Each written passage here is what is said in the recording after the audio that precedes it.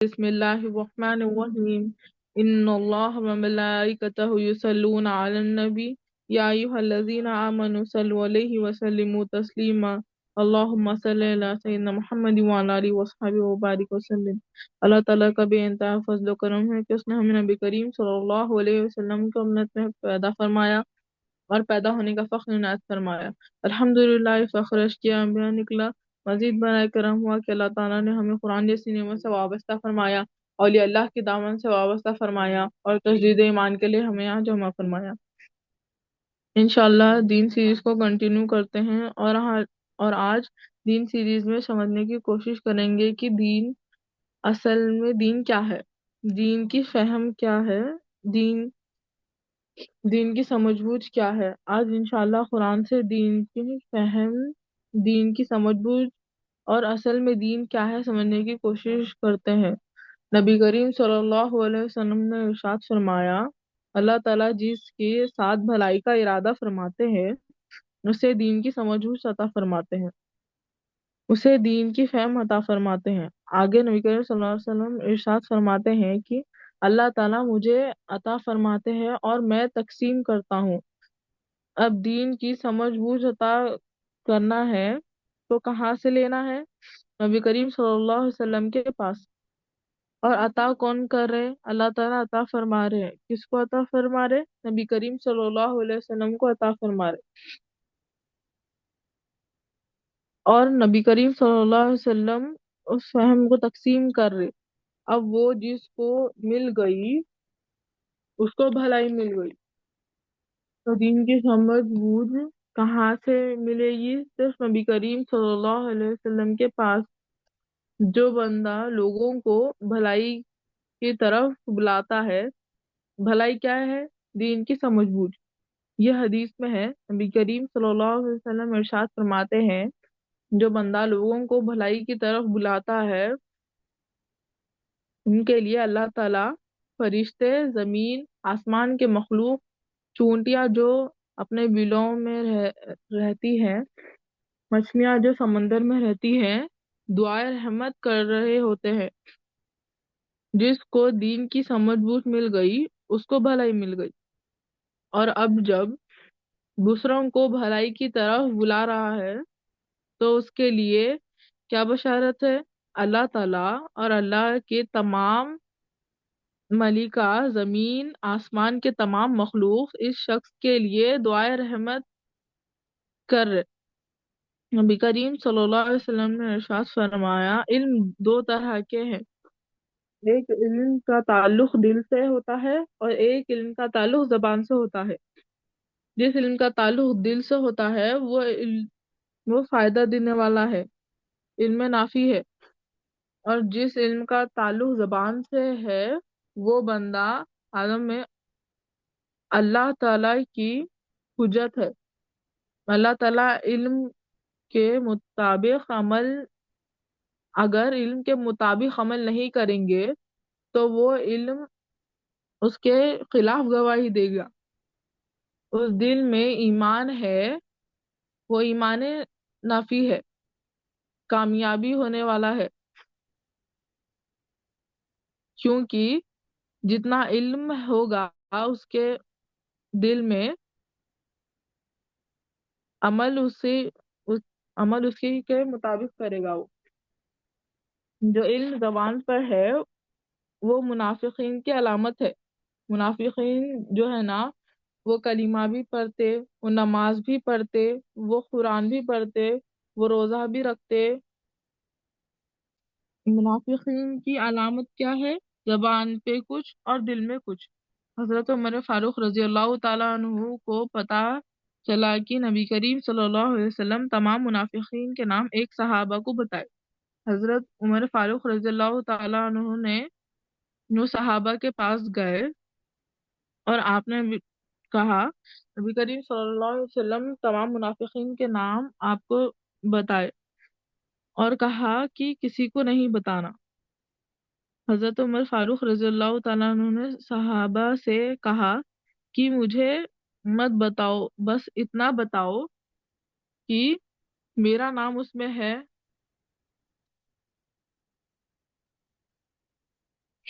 कौन पूछ रहे हैं? हजरत उमर फारूक रजी अल्लाह ताला अन्हु। आपका मुकाम क्या है? नबी करीम सल्लल्लाहु अलैहि वसल्लम इरशाद फरमाते, मेरे बाद अगर कोई नबी होते तो वो उमर होते। नबी करीम सल्लल्लाहु अलैहि वसल्लम इरशाद फरमाते, उमर की जबान पर हक है। अब आप मशवरा दिए तो कुरान नाजिल हो जाती। हर नबी की उम्मत में साहबे इल्हाम होते। नबी करीम सल्लल्लाहु अलैहि वसल्लम इरशाद फरमाए, मेरी उम्मत में जो साहबे इल्हाम है वो उमर है। अब दीन क्या है? मालिकी यौमिद्दीन, जजा और सजा के दिन का मालिक, जजा और बदले के दिन का मालिक। अब देखें जजा और बदला कब मिलता, किसको जजा और सजा मिलता, किसके हुक्म से मिलता। मिसाल है, एक वालिद जो है ना, बाहर से आता, धूप का टाइम है, आगे बताए, आके बैठता, आके बोलता बेटे को पानी दो। बेटा गया और लोटे में पानी लेके आया। उन्हें बोलता लोटे में पानी क्यों लेके आए? धूप से आया, पीने के लिए ग्लास में लेके आओ। फिर गया और ग्लास में पानी लेके आया। ग्लास देखे तो ग्लास गंदी थी, उसमें पानी था। तो फिर गया, ग्लास धो के साफ पानी लेके आया। वालिद पिए, पानी गर्म था। बोला धूप से आया था तो पानी ठंडा तो लेके आते। फिर गया, ठंडा पानी लेके आया, अब वालिद पानी पिए। जो अमल या बाप की मर्जी से वो आखिरी अमल था, कबूल हो गया। जो बाप की मर्जी नहीं समझ के अमल किया वो रिजेक्ट हो गया। हम हुक्म पे अमल करा, पानी लेके आया, बोला मगर बाप की मर्जी के तहत अमल नहीं करा, समझा नहीं बाप की मर्जी को। तो दीन क्या है? जजा और बदला। जिस पे जजा और बदला किस पे होता है? हुक्म पर होता है। हुक्म क्या होता है? हाकिम की मर्जी होती है। तो इसी तरह से जजा और बदले के दिन का मालिक, मालिक यौमिद्दीन।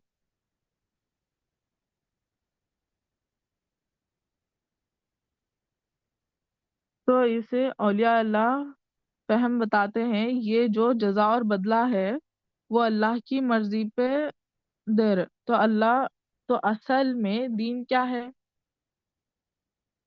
अल्लाह की मर्जी है, मनशाए हक। दीन क्या है? अल्लाह की मर्जी। अब देखे दीन में दो चीजें इंपॉर्टेंट है, एक जाहिर और एक बातिन। अब जाहिर जो भी करेगा अल्लाह की मर्जी से करना। जैसे बाप हुक्म दिया पानी लाओ, मर्जी से नहीं लाया तो रिजेक्ट हो गया। अगर हम कोई अमल करेंगे इस्लाम में अल्लाह की मर्जी नहीं है तो वो रिजेक्ट हो गया। असल में दीन क्या है? अल्लाह की मर्जी, मनशाए कानून इलाहिया। हर चीज जो हम करते हैं उसमें अल्लाह की मर्जी को देखना। अल्लाह की मर्जी क्या है उसमें देखना। एक जाहिर है, जो हम कर रहे हैं उसमें अल्लाह की मर्जी ले लिए तो कबूल होगा। ये दीन की फहम है। किस लिए? मालिकी यौमिद्दीन। और ये जिसको मिल गया उसको अल्लाह की तरफ से भलाई मिल गई। अब कुरान से देखते हैं, सूरह जासिया आयत नंबर 18, बिस्मिल्लाहिर्रहमानिर्रहीम। ए पैगंबर, हमने तुमको दीन के खुले रास्ते पर कायम कर दिया, फिर तुम उस पर चलते रहो और उन लोगों के ख्वाहिशों पर ना चलो जो कुछ नहीं जानते। हमने क्या करना है? दीन के रास्ते पर चलना है कि इसमें अल्लाह की मर्जी को देखना है। हजरत उमर फारूक रजी अल्लाह ताला अन्हु हज करके वापस जा रहे थे। एक जगह ठहर गए, वहां पर ठहर कर जारो खतार रो रहे। लोगों ने पूछा, अमीरुल मोमिनीन क्यों रो रहे? कोई तकलीफ आ गई? अमीरुल मोमिनीन ने कहा, یہ جو جگہ ہے یہاں پر میرے باپ نے مجھے بہت مارا تھا، بچپن میں مار پڑی تھی، اب یاد کر کے رو رہے۔ بات وہ نہیں تھی، مجھے اس لیے مارا تھا، مجھے 5 اونٹ دیے۔ میرے والد صاحب نے بولا ان ان لوگوں کو ایک لائن میں ٹھہراؤ۔ تب وہ اونٹ سیدھے نہیں ہوتے تھے میرے سے، ایک آگے جاتا تو ایک پیچھے جاتا تھا، تو انہوں نے آپ کو بہت مارا۔ عرب کے بیٹے ہوتے ہوئے اونٹ کو قابو نہیں کر سکتے۔ آپ کہتے ہیں میں عمر ایسا ہوں جسے 5 اونٹ نہیں سنبھلتے، میں نے اللہ کی مرضی کو اختیار کر لیا، آدھی دنیا کو سیدھے راستے پر ٹھہرایا ہے ایک یہ دین کی برکت سے۔ میری حقیقت یہ ہے کہ میرے سے 5 اونٹ نہیں سنبھلتے۔ جب میں نے دین کو لے لیا، اللہ کی مرضی کو لے لیا، آدھی دنیا کو سیدھے راستے پر ٹھہرا دیا۔ سورہ روم آیت نمبر 30۔ بسم اللہ الرحمن الرحیم۔ تو تم ایک سو ہو کر اپنے رخ اللہ کے دین کی طرف سیدھا رکھو۔ اب کیا حکم دے رہے؟ ایک سو ہو کر اپنے رخ کدھر رکھنا؟ اللہ کے دین کی طرف رکھنا ہے، یعنی اپنا ایک سو ہو کر اللہ کی مرضی پہ رہنا، ہر کام میں اللہ کی مرضی دیکھنا، بھٹکنا نہیں ہے، دوسرے خیالات نہیں آنا اپنے دل میں، کام میں اللہ کی مرضی دیکھنا۔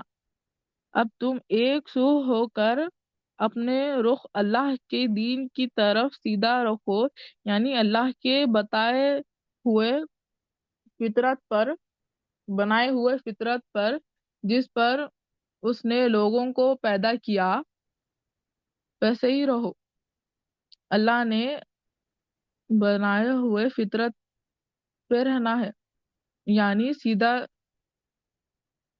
یہی سیدھا دین ہے، لیکن اکثر لوگ نہیں جانتے۔ یہ بات بھی گہری ہے، سمجھنے کی بھی ضرورت نہیں ہے۔ دوسری آیت سورہ روم آیت نمبر 32، 33، 34۔ بسم اللہ الرحمن الرحیم۔ جنہوں نے اپنے دین کو ٹکڑے ٹکڑے کر دیا اور بہت سے گروہ ہو گئے، اور وہ ان سے خوش ہے جن کے پاس ہے۔